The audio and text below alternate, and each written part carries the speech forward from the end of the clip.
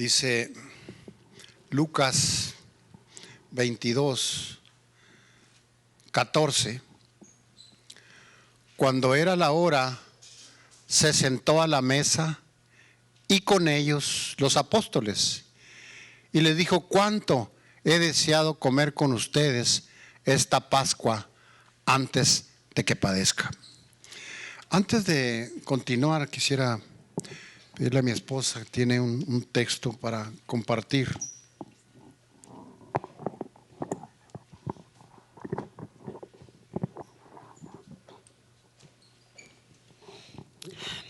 Ahorita que estábamos cantando las alabanzas que nos estaba dirigiendo Lalo, pensaba que Mario nos iba a hablar acerca de que tenemos que estar a cuentas delante de Dios para tomar la cena del Señor. Y cantábamos: purifícame, límpiame, Señor, líbrame de lo que impide el fluir de tu amor. Y realmente eso debiéramos implorar todos los días. Y luego decía la alabanza: si vamos a hacer una ofrenda de amor, porque Él es nuestro Dios y es el único digno de honra, gloria, alabanza.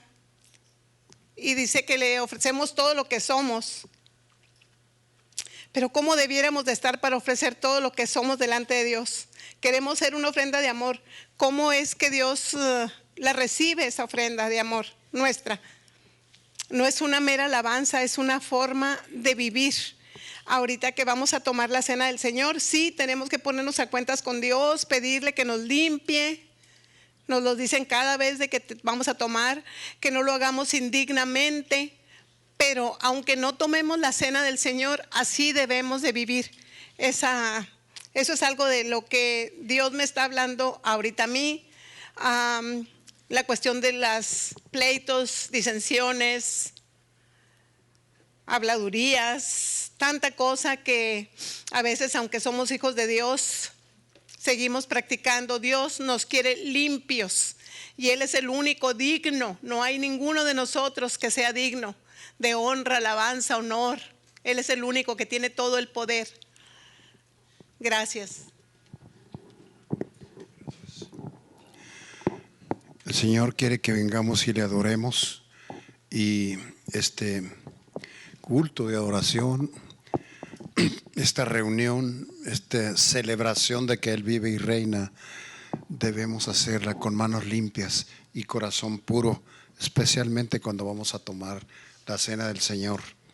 Va a haber personas que de momento no se den cuenta si han ofendido a alguien. Algunas se dan cuenta y no se han arrepentido delante de Dios ni han pedido perdón. Oremos por aquellas que tal vez ni cuenta se dan cuando ofenden a alguien, y poder que vengamos este día a tomar la cena del Señor con manos limpias y corazón puro. Regresamos a Lucas 22, el verso 14. Cuando era la hora, se sentó a la mesa y con él los apóstoles. Y les dijo: cuánto he deseado comer con ustedes esta Pascua antes de que padezca. Estaba anunciando su muerte para pagar por nuestros pecados. Porque les digo que no la comeré más hasta que se cumpla en el reino de Dios. Dice el 17: y habiendo tomado la copa, dio gracias y dijo: tomen esto y repártanlo entre ustedes. Porque les digo que no beberé más del fruto de la vid hasta que el reino de Dios venga. Y dice el 19: y tomó el pan y dio gracias y lo partió y les dio, diciendo: este es mi cuerpo, que por ustedes es entregado. Hagan esto en memoria de mí. Él estaba anunciando cómo es que iba a ser masacrado y entregando su vida y derramando su sangre por nosotros, y quería que cada vez que tomáramos la cena lo hiciéramos en memoria de Él, del Redentor y de su obra redentora. Así que vamos a tomar el pan.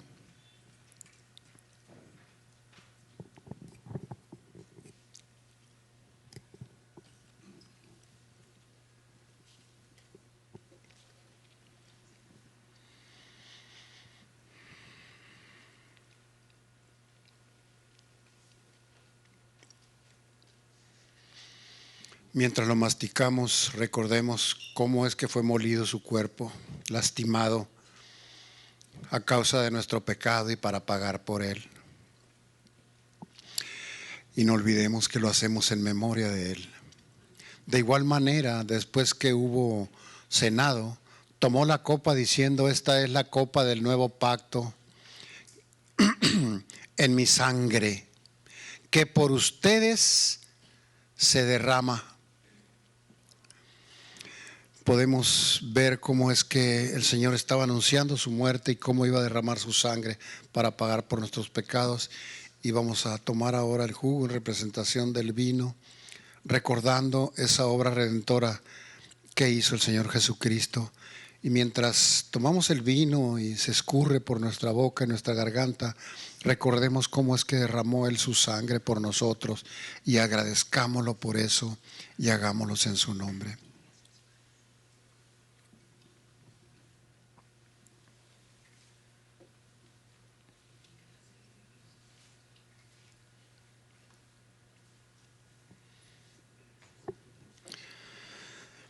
Padre, gracias por la iniciativa que tomaste de reconciliarnos contigo.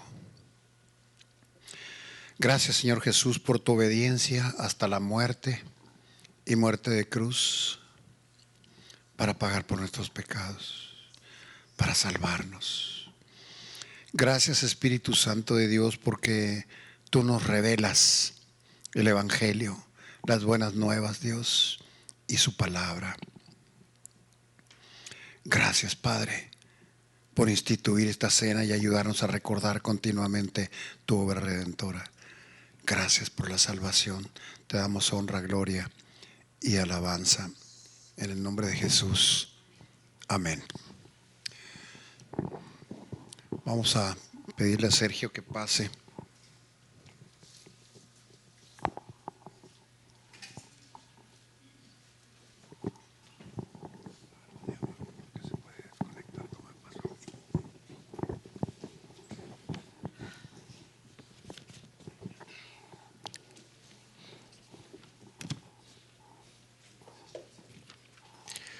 Buen día.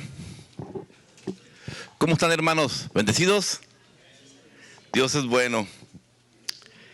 Si alguien viene por primera vez, quisiéramos decirle hola, bienvenido. ¿Alguien viene por primera vez? ¿No? Oh, bienvenida, Dios la bendiga. Vamos a darle un fuerte aplauso, por favor. También quisiera aprovechar la oportunidad para darle bienvenida a alguien que es de casa, que es de la familia, pero pues Dios lo envió a otras partes. Entonces, bienvenido. Aquí le presentamos a nuestro hermano Adolfo, que pensaron que no. Adolfo, vamos a darle un fuerte aplauso, por favor, de bienvenida, que se sienta en casa.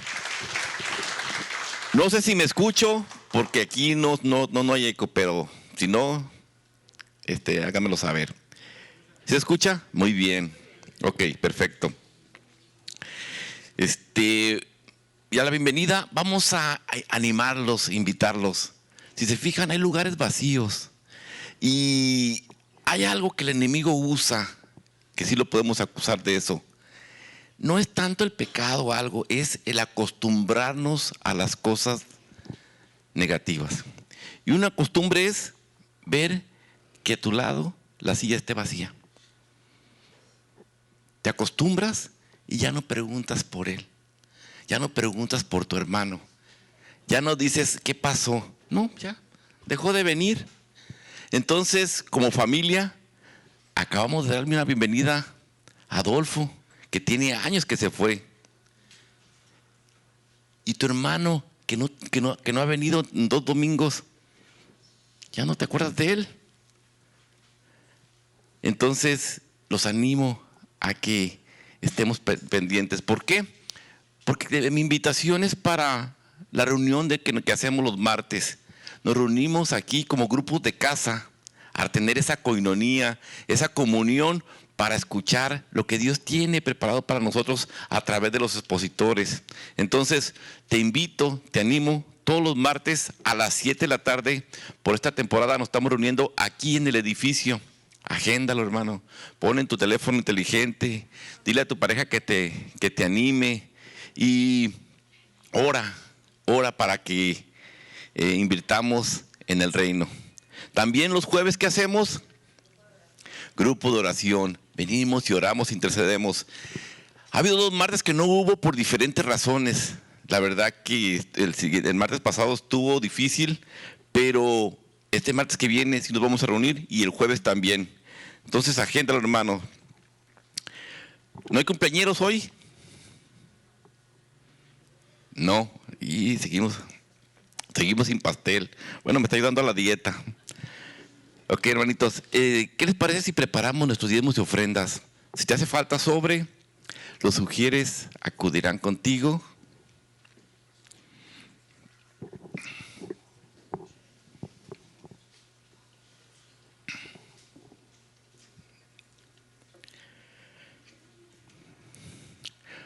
Me acompañan a darle gracias a Dios por todas las bendiciones recibidas. Vamos a orar. Bendito Dios, venimos ante ti, Señor, en este día a darte la honra y la gloria, Padre. Queremos glorificar tu nombre y exaltar tu poder, Padre, porque de ti proviene todo y es para ti, Señor, para que tú recibas honra y gloria. Yo te pido por la vida de todos mis hermanos, Señor, que están aquí presentes, para que tú provea rica y abundantemente para las necesidades y así podamos compartir, Señor.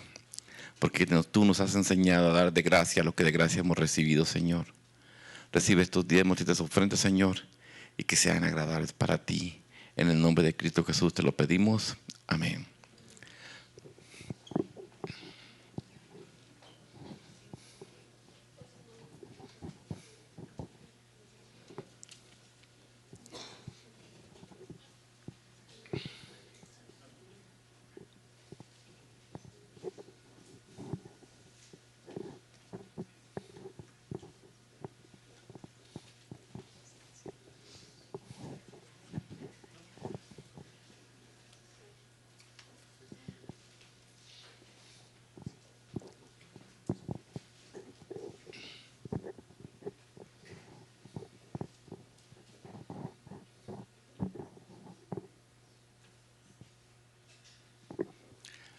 Antes de que suban los niños, ¿qué les parece si escuchamos un testimonio de un hermano que nos tiene para compartirlo con nosotros? Amén.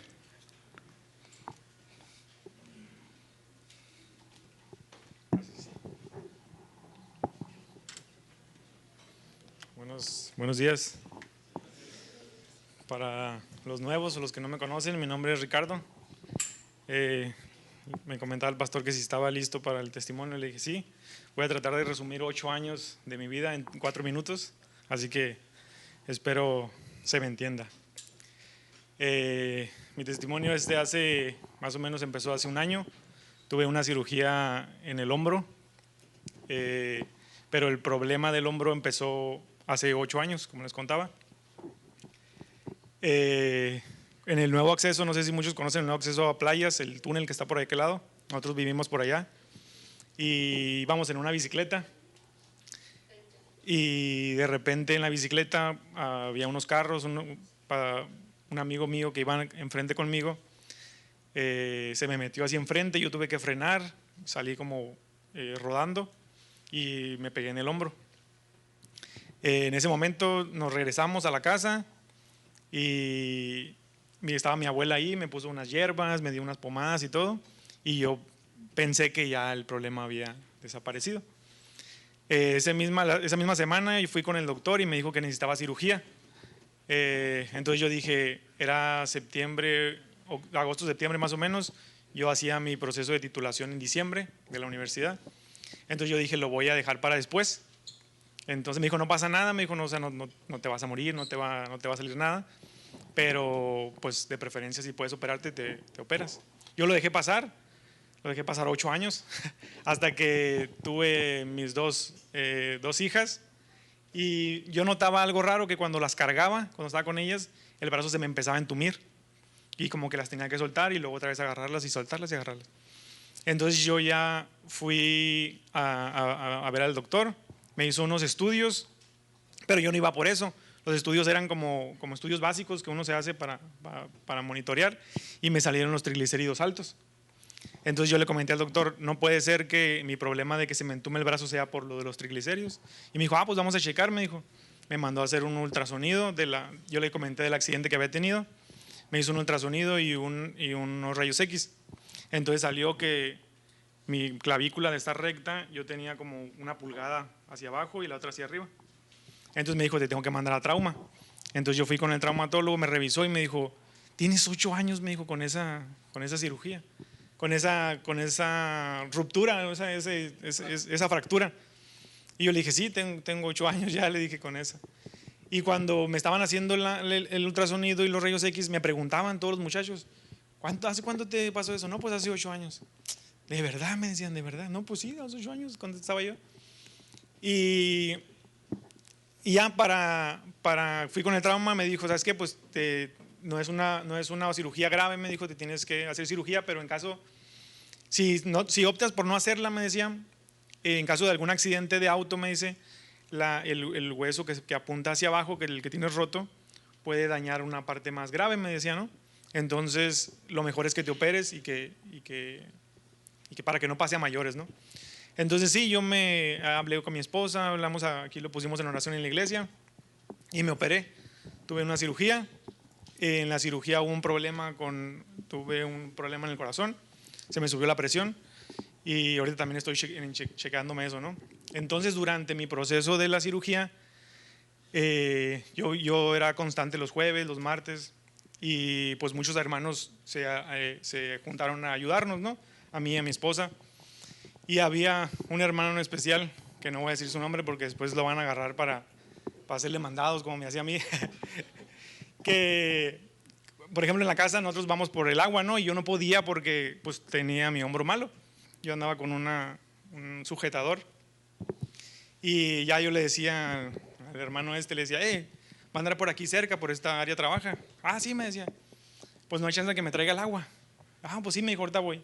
Y ahí iba, agarraban los garrafones, se los llevaba y los traía, los metía a la casa y todo, ¿no? Y yo en ese tiempo me refugié mucho en la iglesia porque eran los hermanos que estaban presentes conmigo, que me ayudaban, que se preocupaban, ¿no? por cómo estaba. Ese mismo hermano, una vez se me acabó el gas, que yo decía, por favor que no se acabe el gas, porque es el tambo grandote, pues yo decía, para de aquí que vaya, y no por quemarlo, pero ya está un poquito mayor, ¿no? Entonces yo, ya pues el hermano me ayudaba como que sin pensarla, ¿no? Y me ayudó con el gas y todo, y yo le decía a mi esposa, no, oye, mira, la iglesia nos está ayudando en oración, nos están ayudando todos los hermanos, y esta persona viene a la casa y nos ayuda con lo que me tocaba a mí, ¿no? Porque yo no podía hacerlo por mi hombro. Entonces yo recordaba en ese momento unos versículos y justamente ahorita lo tocaba el pastor, ¿no? Y Margarita, y en la alabanza tocaba, que está en el Evangelio de Mateo, capítulo 22, versículo 34 al 40, y dice así: entonces los fariseos, oyendo que habían hecho callar a los saduceos, se juntaron a una. Uno de ellos, intérprete de la ley, preguntó para tentarle diciendo, o sea, para tentar a Jesús. Decía, maestro, ¿cuál es el gran mandamiento en la ley? Jesús le dijo, amarás al Señor tu Dios con todo tu corazón, con toda tu alma y con toda tu mente. Este es el primero y grande mandamiento, dice. Y el segundo es semejante, amarás a tu prójimo como a ti mismo. De estos mandamientos depende toda la ley y los profetas.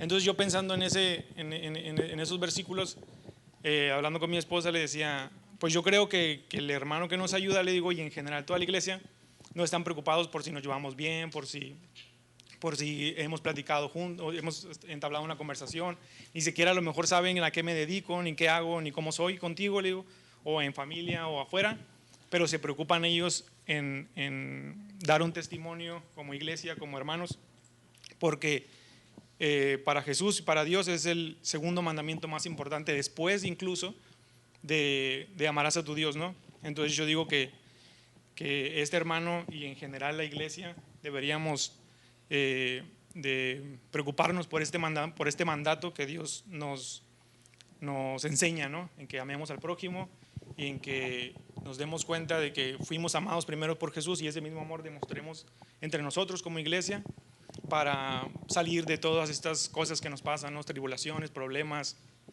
que todos tenemos, ¿no? Que no pueden no pasarnos en algún momento, pero los invito a que se refugien en la iglesia, que hablen con los hermanos, que cuenten sus problemas, las cosas que los aqueja, porque no, es mejor que nos ayudemos, ¿no? unos con otros.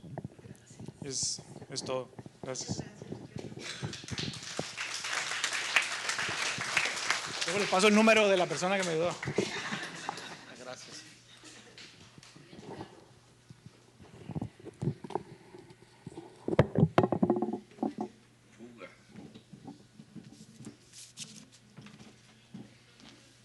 Los niños suben con orden.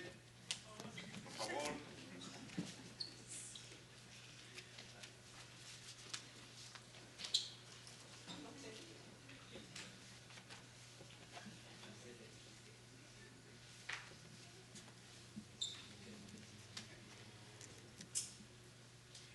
Es hermoso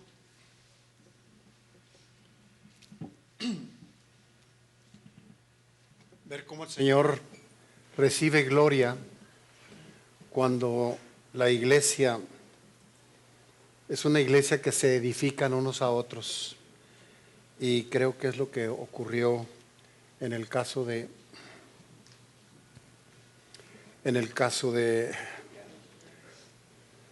Ricardo. Es hermoso para mí, como sirviente del Señor aquí, sirviendo a su iglesia. Me gozo, porque es uno de los propósitos del Señor para su iglesia, que nos edifiquemos unos a otros. Y en resumen, lo que decía Ricardo es eso. No, la iglesia no ignoró su necesidad y estuvo presente ahí. Y eso, sinceramente, es inspirador. Le doy gracias a Dios por la iglesia y por todos los que participaron para apoyarlos, a Ricardo personalmente, pero también a su familia. Gloria a Dios por eso. Gracias por tu testimonio, Ricardo. Vamos a ir a Primera de Timoteo 3.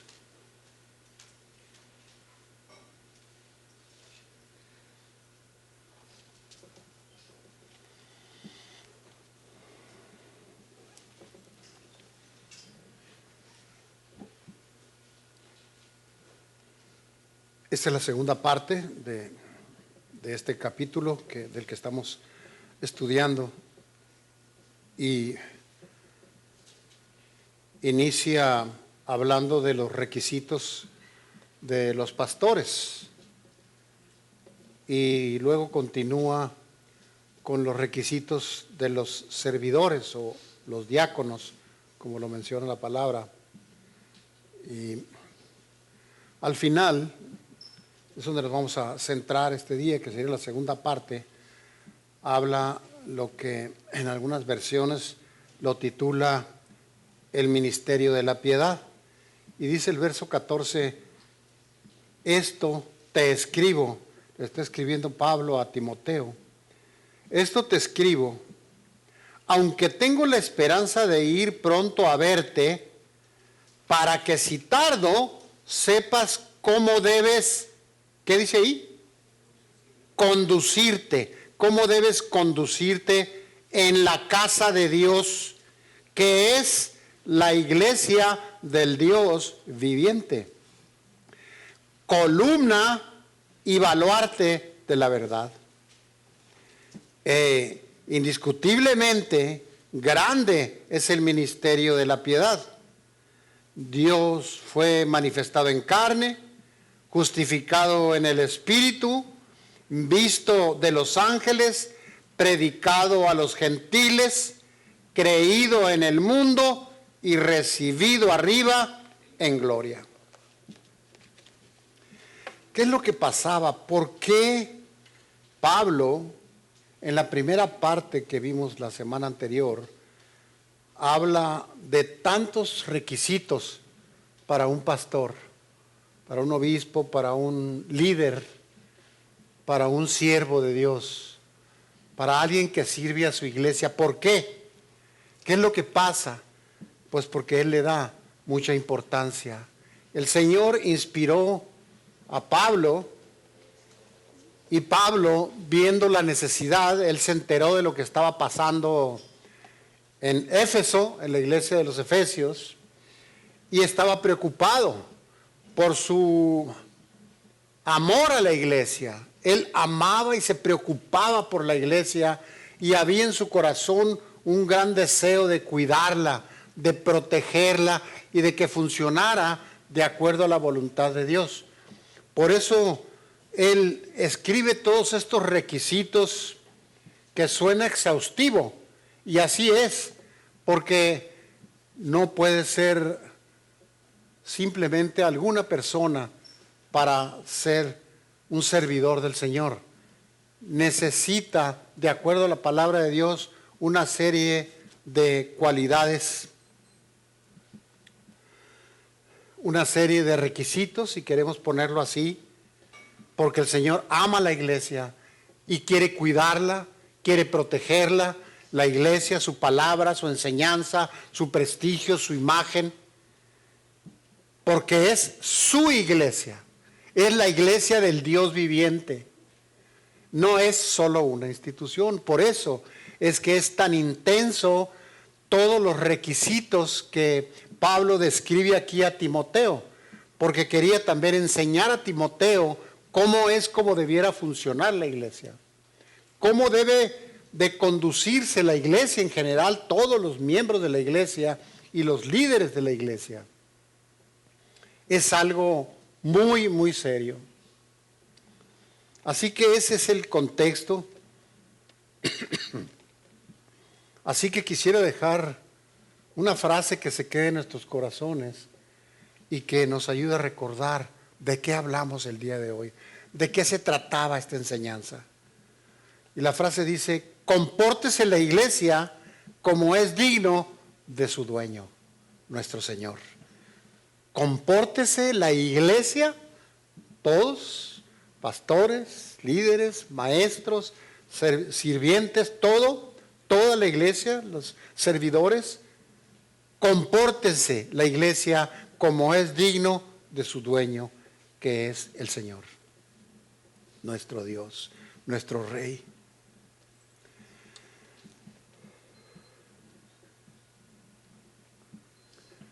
Pablo, como mencioné hace un momento, estaba preocupado por la iglesia de Éfeso, porque esa iglesia enfrentaba algunos problemas. ¿Y qué congregación no? Algunos de los problemas que estaba enfrentando la iglesia y que Pablo se había enterado era falsa doctrina. Se habían infiltrado falsos maestros y estaban enseñando doctrinas torcidas. También estaba preocupado porque el liderazgo, aunque suene duro, era un liderazgo inepto. Era un liderazgo que no estaba lo suficientemente capacitado, seguramente no cubría todos esos requisitos que Pablo estaba enumerando ahí. Pero también había un desorden en lo que se conoce como liturgia, que es el proceso del culto de adoración, lo que sucede desde que inicia el servicio o la celebración hasta que termina. Había ahí desorden y también había lo que se conoce como hedonismo o un exceso de egoísmo, una tendencia muy clara hacia el materialismo, y eran cosas que Pablo sabía que no le agradaban a Dios y que no iban a dar un buen fruto en la iglesia. Y si estaba dándose en aquel tiempo, no significa que ahora no se esté dando en ninguna congregación. Eso es algo que tenemos que cuidar y aprender de lo que estaba pasando allá, para nosotros también, con todo nuestro corazón, cuidar la iglesia del Dios vivo. Y Pablo le escribe a Timoteo para darle instrucciones claras sobre el orden en la iglesia. Y subrayo esa palabra, el orden, porque así debe ser, así debe funcionar con orden. Los conflictos y divisiones en la iglesia, y se puede dar también obviamente en la familia de sangre, se pueden deber en gran parte a conductas erráticas, conductas erradas definitivamente.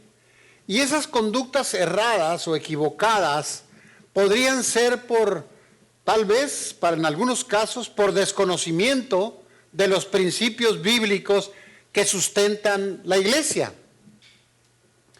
O tal vez podría ser porque los han oído, los han aprendido, pero no los han puesto en práctica porque no los comprenden, no los han asimilado, o tal vez incluso no ponen esos principios en marcha, en actividad, simplemente por orgullo o por independencia.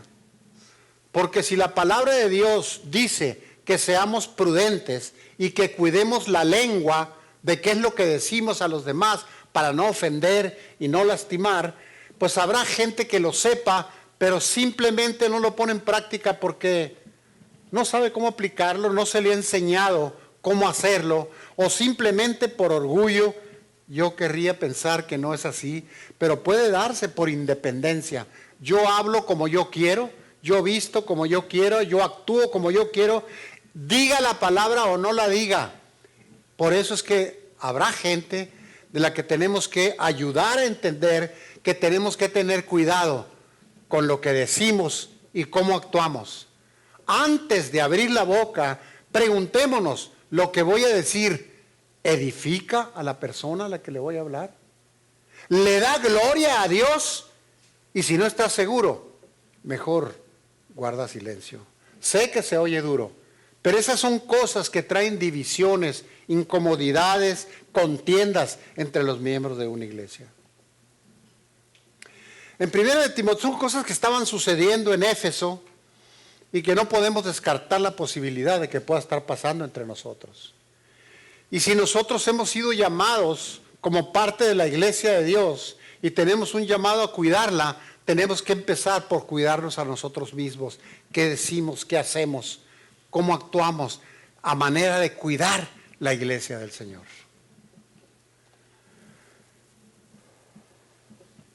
El verso 15 que leímos hace un momento de 1 Timoteo 3 es una poderosa base para aprender, y una palabra clave que pondría yo aquí sería la identidad de la iglesia y la misión que tiene la iglesia.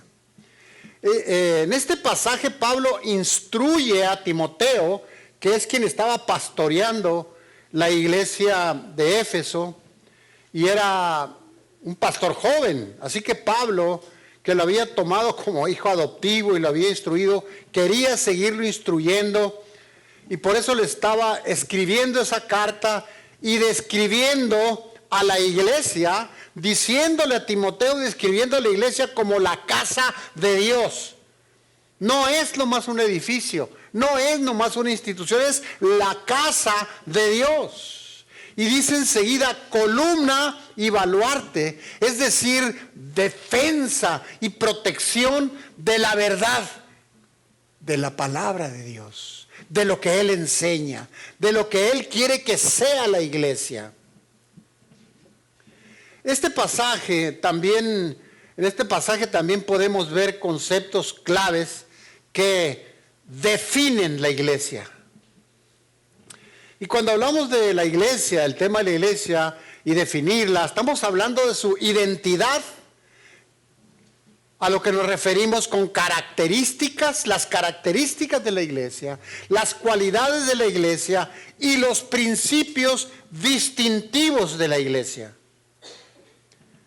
También cuando hablamos de la iglesia y su identidad, hablamos también de la misión que tiene la iglesia que Dios le dio, la visión que tiene, los propósitos y objetivos que la hacen única. Hay instituciones que son buenas, hay instituciones como el Club de Leones, los Rotarios, que merecen respeto y que ayudan a mucha gente. Pero la Iglesia del Señor es otra cosa.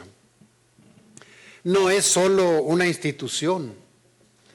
Un verso clave en este pasaje, dice Pablo, preocupado por esa iglesia, porque todo funcione bien y porque Timoteo aprenda cómo se debe conducir la iglesia. A ver, pastor, ¿cómo se debe conducir? Sí, no es nomás venir, escuchar, irnos. ¿Cómo se debe conducir? ¿Cómo debemos comportarnos en la iglesia? Tal vez no nos hemos detenido a autoevaluarnos y pensar si nuestro comportamiento y la manera de conducirnos en la iglesia es la correcta. Cuando digo la correcta, es decir, cómo es como Dios quiere que yo me conduzca en la iglesia. Por eso es que Pablo le está escribiendo y esta parte clave dice, para que si me tardo, él ansiaría estar ahí ya y ver cómo puede ayudar a que la iglesia se conduzca de acuerdo a la voluntad de Dios. Para que si me tardo, sepas cómo debes conducirte en la casa de Dios, que es, y lo aclara, la iglesia del Dios viviente, columna y baluarte de la verdad, dice el verso 15. En este pasaje le recuerda Pablo a Timoteo y también a la congregación de Éfeso, ¿cuál es su identidad? ¿Quiénes son? ¿Cuál es su propósito sagrado de la iglesia? Esta misma verdad es esencial, fue esencial para ellos y ahora es esencial para nosotros también. Porque esta enseñanza nos desafía a nosotros como iglesia, aquí a nosotros ahora que estamos escuchando esto, nos desafía, nos reta a vivir de manera que refleje quiénes somos en Cristo. ¿Quiénes fuimos antes de conocer al Señor? Cada uno de nosotros sabe cómo fuimos. Y para mí voltear hacia atrás y ver quién era Mario Jacobo antes de ser, cómo ser en Cristo, es vergonzoso y prefiero no acordarme. Y si me voy a acordar será para darle gloria a Dios por la obra que Él está haciendo en mi vida. Pero esto nos reta, repito, a vivir de manera que refleje quiénes somos en Cristo y cuál es nuestra misión en el mundo. ¿Cuál es la razón por la que el Señor estableció su iglesia, nos salvó y nos agregó a ella con un fin? A ver, pero ¿qué es lo que dice Pablo cuando habla de la iglesia como la casa de Dios? Es una familia que vive en amor. Y estas son frases, palabras que debiera ayudarnos a reflexionar y buscar una autoevaluación para saber si nosotros como iglesia estamos viviendo en amor. Escuchar lo que dijo Ricardo hace un momento nos ayuda a pensar que entre nosotros hay mucha gente que sí expresa el amor a los demás. Pero seguramente habremos muchos también que necesitamos aprender cómo no comportarnos de forma que se desprestigie la iglesia, de manera que nosotros no edifiquemos a los demás, sino que los perjudicamos. Así que cuando habla de la casa de Dios es porque es su familia, una familia que vive en amor. Somos la familia de Dios. ¡Qué gran responsabilidad tenemos! Es un gran privilegio, pero también es una gran responsabilidad. Y Pablo usa la imagen al decir una casa, es de un hogar, un lugar donde sus miembros son hijos e hijas adoptados por la fe en Jesucristo. Y como en una familia biológica debe reinar el amor, aquí también debe reinar el amor. Esa es la ilustración que Pablo nos da. Y no nomás el reinar el amor, sino también que haya apoyo y aceptación mutua. Cuidar nuestro comportamiento de unos con otros, para darle gloria a Dios, no solamente para amar a los demás y ser obedientes de esa manera, sino para darle gloria a Dios, que es para lo que fuimos creados. Esto en realidad es un llamado a la conducta santa. Levantemos manos santas, como dice la palabra, sin iras ni contiendas. Pero habrá quien tal vez no ha aprendido o no se ha dado cuenta que con su conducta lastima a otros.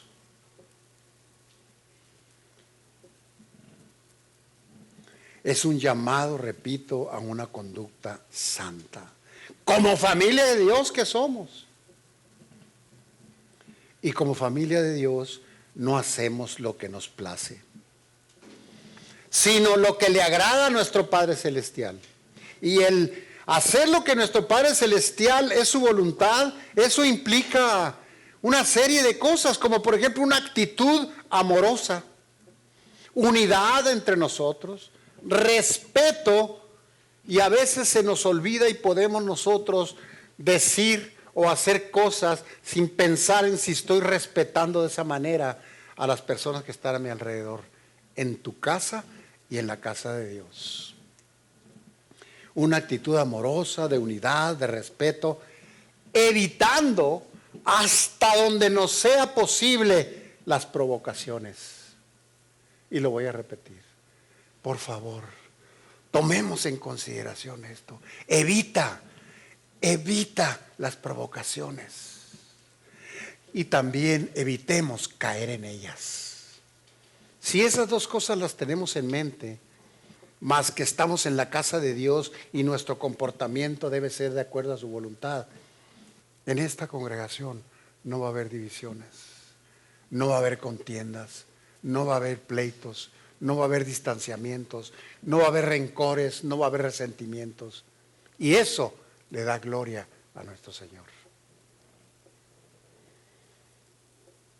Esa es una actitud de amor que contribuya a la santidad en nuestra comunidad y en nuestra vida diaria. No es nomás el domingo o el rato que estás en casa. Es todos los días, toda tu vida, todo el día. Porque si somos hijos de Dios y pertenecemos a su iglesia, esto no es intermitente, no es parcial, es total, es una entrega total y absoluta, 24/7. Y si hablamos de la iglesia, pues tenemos que hablar de la unidad, incluso en la adversidad. ¿Por qué decimos en la adversidad? Porque sabemos que venimos de diferentes orígenes, pero la iglesia nos une. La sangre de Cristo nos ha unido, nos ha convertido en familia, en hermanos, en un cuerpo, en un templo de piedras vivas. La iglesia nos une como hermanos. Pero no nomás como hermanos en Cristo, pese a las diferencias. No es casualidad que en las congregaciones haya personas que no hayan aprendido todavía a comportarse de manera digna del dueño de la iglesia, el Señor. Y el Señor en su soberanía lo permite, porque hierro con hierro se afila. ¿Cómo podremos probar, cómo Dios probaría nuestra paciencia si no hay con quien probarla? ¿Cómo probaremos si amamos y respetamos a los demás si no somos probados con personas que provocan incomodidades, ofensas o cosas como esas? Pero cuando alguien es un hijo de Dios y actúa en el Espíritu, se va a dar cuenta que algún comentario hiriente es una provocación en la que yo no debo caer. ¿Por qué? Porque yo quiero darle gloria a Dios. Y voy a tomar la oportunidad para amar a aquel que me dio en la mejilla derecha, poniéndole también la izquierda. Somos una familia en Cristo. Compartimos las alegrías y las cargas de cada quien, edificándonos unos a otros en amor, como nos compartía Ricardo hace rato. Y hay una parte del verso 15 también, nos habla de la iglesia del Dios viviente. Una comunidad para un Dios activo. En contraste, Pablo está escribiendo esto y seguramente tenía en mente esto. Y dice un Dios viviente, un Dios activo en contraste con los ídolos muertos. Pablo le llama la iglesia del Dios viviente, porque estaba haciendo una distinción clave en los templos paganos de Éfeso, que adoraban a dioses inertes, que incluso, no nos alarmemos que pasó en aquel tiempo, actualmente también ocurre. Los que venimos del romanismo sabemos que se adoran a dioses inertes. Y eso es algo que nosotros no debemos hacer. Por eso él le llama al Dios vivo. La iglesia del Dios viviente. Servimos a un Dios activo y presente que habla. Y puedes decir, cuando tú lees la palabra y el Espíritu habla a tu corazón, tú puedes decir, Dios me habló, porque está escrito en la palabra.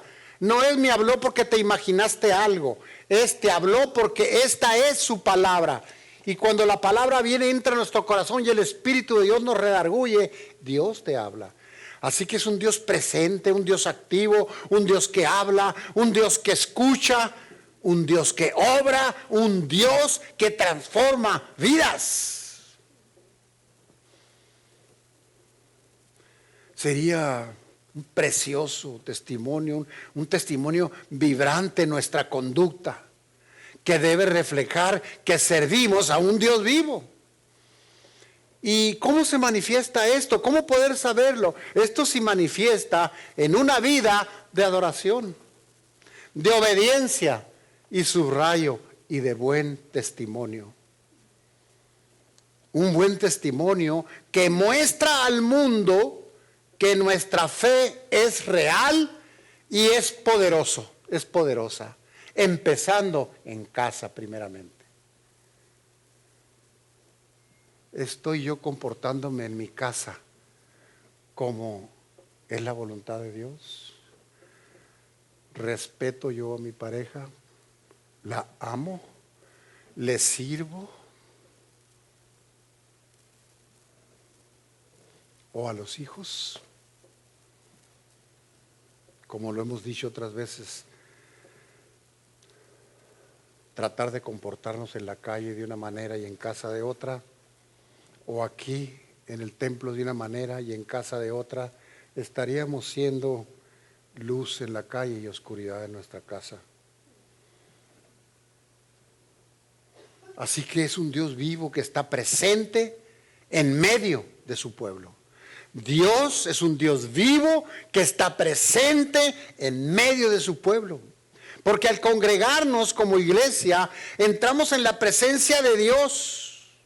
Los efesios, por eso estaba preocupado Pablo, los efesios eran irreverentes en el templo.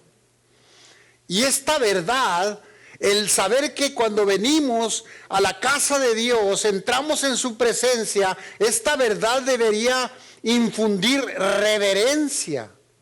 Y nosotros ser reverentes con lo que hablamos, con nuestras palabras, con nuestras actitudes, con nuestras conductas, incluso con nuestro vestido.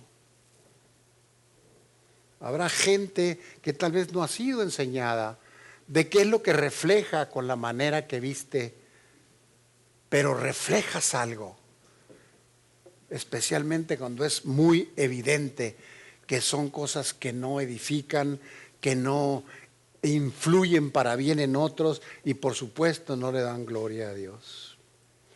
Así que saber que estamos en la casa de Dios debería infundir esa reverencia hacia Él.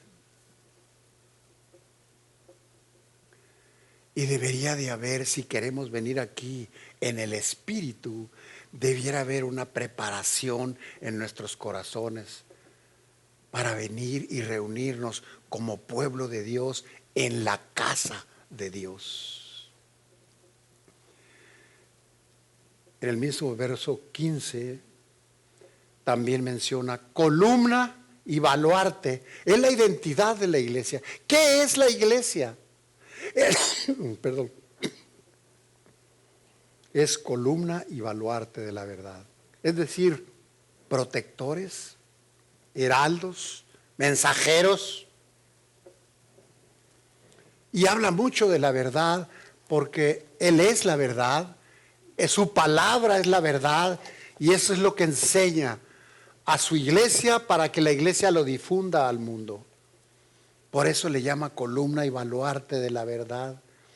El fundamento de la verdad es Él, su palabra. La imagen de columna y baluarte perdón, sugiere estabilidad de la iglesia, protección de la iglesia, defensa de la iglesia. ¿Y quién hace eso? La misma iglesia.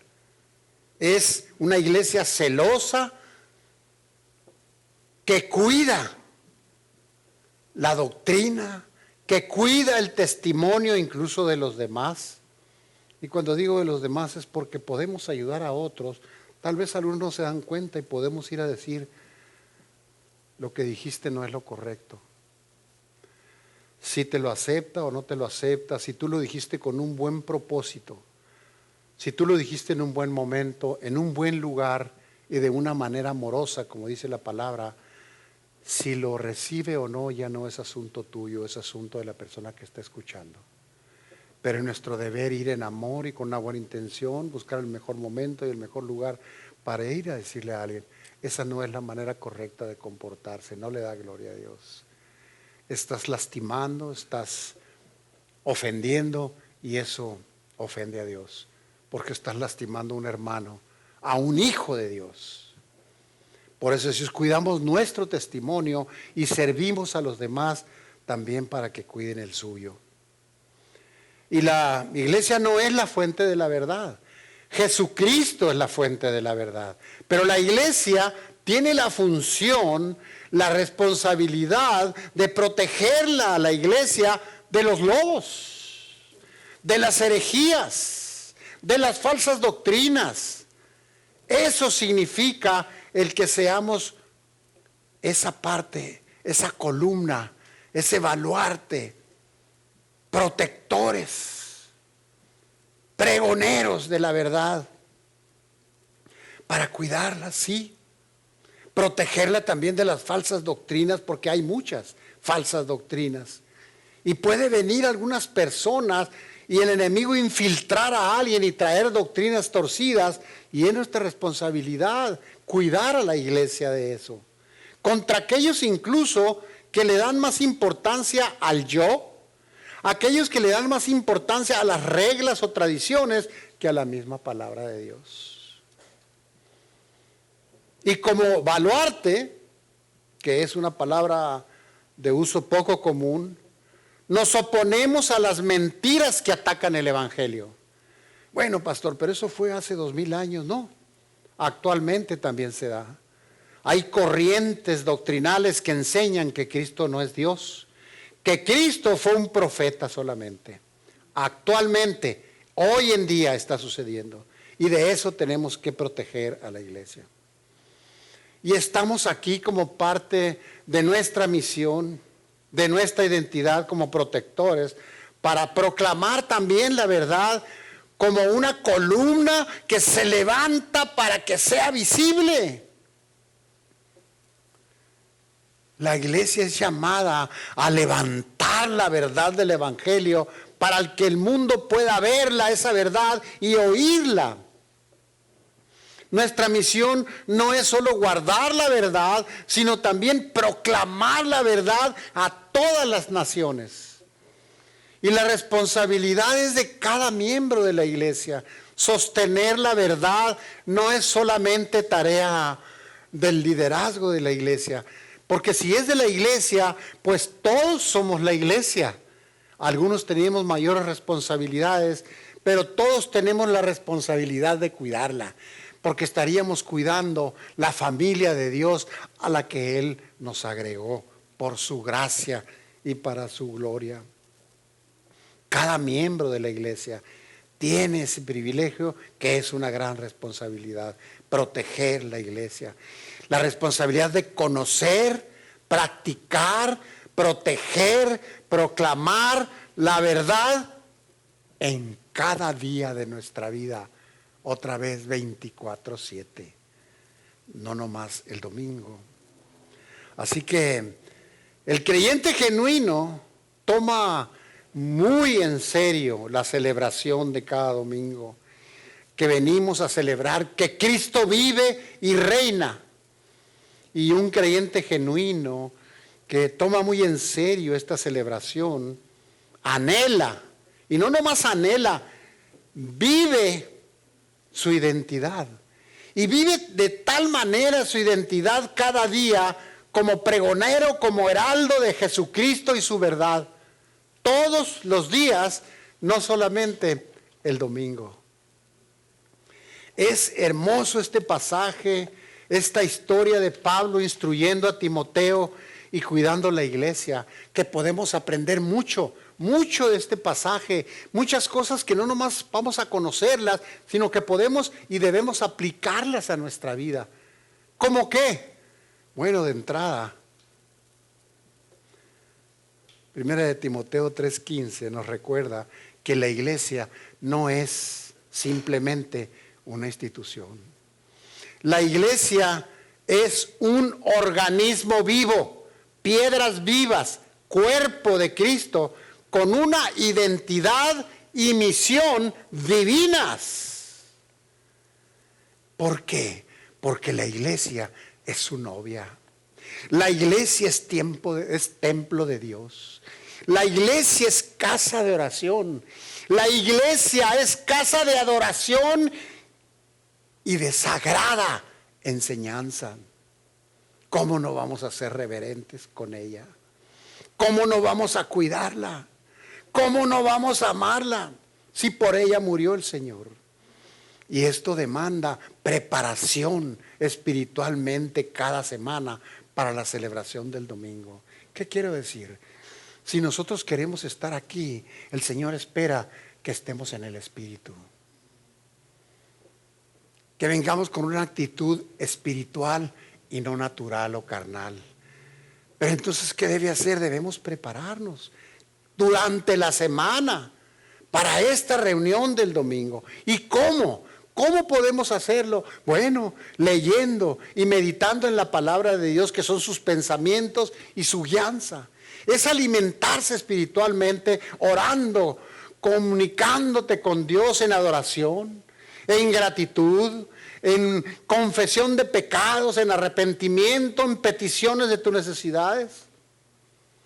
Esas son las maneras en las que podemos nosotros prepararnos y venir en el Espíritu el domingo. ¿Y por qué no mencionar el compañerismo o coinonía, como se conoce? No es opcional, aunque algunos así lo toman, opcional. Y déjame preguntarte, ¿cuántas personas tienes tú en la iglesia con las que abres tu corazón y cuentas tus tristezas, tus dolores, tus alegrías, tu gozo o tus retos? ¿Cuántos Natanes tienes que te van a decir con libertad cuáles son tus áreas débiles? Si no estás seguro de eso, déjame decirte que estamos desobedeciendo el llamado del Señor para que tengamos compañerismo. Porque este es un medio de gracia que Él estableció para nuestra bendición. Y si no lo hacemos, estamos desobedeciendo abiertamente. Leyendo la palabra, orando, teniendo compañerismo y buscando intimidad con Cristo, esforzándonos en el Espíritu para conformar nuestra vida al carácter de Jesucristo. Buscando ser llenos del Espíritu, siendo fieles con las disciplinas espirituales, siendo firmes y constantes en la obediencia, amando al prójimo y dando de gracia lo que de gracia hemos recibido. Pero ¿cómo daremos de gracia lo que hemos recibido si no tenemos compañerismo y tal vez no le hemos dado la importancia? Califícate tú mismo. Tú haz una introspección y piensa, ¿estoy yo teniendo compañerismo? ¿Tengo amigos y hermanos en los que puedo yo intimar, abrir mi corazón, escucharlos, amarlos, servirlos, traer una palabra de aliento, darme cuenta si están necesitados? ¿Haces tú eso? Somos la familia del Dios viviente, encargada de defender y proclamar la verdad. Pero ¿cómo vamos a proclamar una verdad que no vivimos? Estamos en un mundo lleno de confusión y de relativismo. Y estamos encargados de defender y proclamar la verdad. Y esto implica varias cosas. Requiere una conducta santa que refleje la obra del Espíritu en tu vida. Y tal vez convenga que hagamos otra introspección y decir, mi comportamiento en la familia, en mi casa, en mi hogar, con mis hijos, con mi esposa, con la gente que me rodea, ¿refleja que el Espíritu Santo está haciendo una obra en mi vida? ¿La gente que te rodea ansía ser como tú? ¿Estás seguro? ¿Hay testimonio de que tu vida le da gloria a Dios con tu comportamiento, empezando en la casa? Requiere una conducta santa que refleje la obra del Espíritu Santo en tu vida. Un amor sincero, no como el del mundo, sino como el de Cristo, dispuesto incluso al sufrimiento para darle gloria. Y además un compromiso. Y yo subrayo esa palabra porque puede ser que algunos no hayan sido instruidos o no hayan entendido que ser un hijo de Dios es un compromiso muy grande y no algo que podemos elegir qué hacer y qué no hacer. El Señor nos dio esta palabra y aquí te dice qué hacer y qué no hacer. No podemos omitir las cosas que no nos gustan, que no nos parece o que me gusta hacerlas como a mí me parece mejor. Un compromiso inquebrantable con el Evangelio de Jesucristo. Una fidelidad tal que aquel día que nos encontremos con el Señor te lleve a escuchar su voz, la voz de Dios diciéndote primero un reconocimiento. Bien, bien, buen siervo y fiel, en lo poco has sido fiel. Y que esa misma voz te dé una promesa que te diga, sobre poco has sido fiel y sobre mucho te voy a poner. Y que esa misma voz te dé una recompensa, pasa, hijo siervo fiel, pasa al gozo de tu Señor. ¿Por qué te diría eso? Porque nos hemos preparado para el encuentro con el Señor Jesucristo, día tras día, hora tras hora, semana tras semana.